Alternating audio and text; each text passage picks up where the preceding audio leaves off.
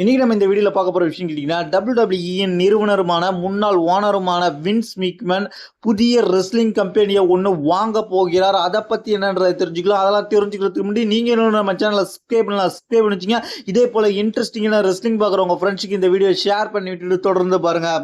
WWE இன்னைக்கு இந்த அளவுக்கு WWE தாண்டி ரெஸ்லிங்கே இன்னைக்கு இந்த அளவுக்கு வளர்ச்சி அடைஞ்சிருக்குன்னா அதுக்கு ஒரு முக்கியமான காரணம் யாருன்னு கேட்டீங்கன்னா வின்ஸ் மிக்மன் என்ற ஒரு WWF என்ற கம்பெனியை உருவாக்கி அதுக்கப்புறம் WWE மாற்றி ஒரு என்டர்டைன்மெண்ட் கலந்த ரெஸ்லிங்கை கொண்டு வந்து ரசிகர்கள் முன்னிலையில் பிரபலப்படுத்தி உலக அளவில் ஃபேமஸ் ஆகியிருக்காரு. அப்படிப்பட்ட வின்ஸ் மிக்மன் இப்போ புதுசாக ஒரு கம்பெனியை வாங்க போறாரு.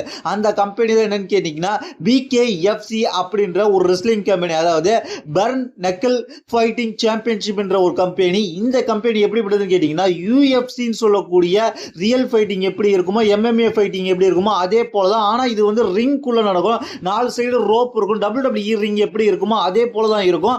அந்த கம்பெனியை தான் வின்ஸ் மிக்மன் தற்பொழுது வாங்க முயற்சித்திருக்கிறாரு.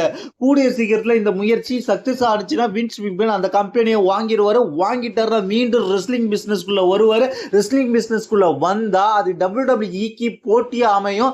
ஏற்கனவே WWE போட்டியாவே AEW டஃபஸ்ட் கொடுத்துக்கிட்டு இருக்காங்க. இந்த நேரத்தில் BKFCன்ற ஒரு கம்பெனி, அதாவது ரியல் ஃபைட்டிங்கா இருந்தாலும் அதை வின்ஸ் மிக்மன் ரெஸ்லிங்காக மாற்றுவார். கொஞ்சம் என்டர்டைன்மெண்ட் கலந்த ரெஸ்லிங்காக மாற்றுவார். ஏன்னா கிரியேட்டிவ் மைண்ட் அவர்கிட்ட இருக்கு.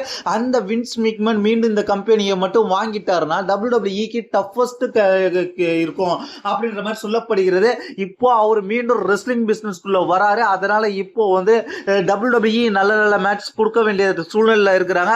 இப்போ வந்து அவர் எந்த அளவுக்கு கொண்டு போறாரு அடுத்த கட்டத்தை பிசினஸ் அப்படின்றத பொறுத்த போகிறோம். ஃபர்ஸ்ட் அட்டெம்ப்ட் பண்ணியிருக்கிறாரு BKFCன்ற கம்பெனியை வாங்குவதற்கு.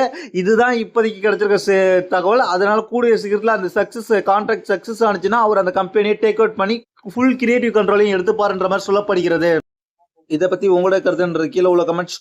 தேங்க்ஸ் ஃபார் வாட்சிங்.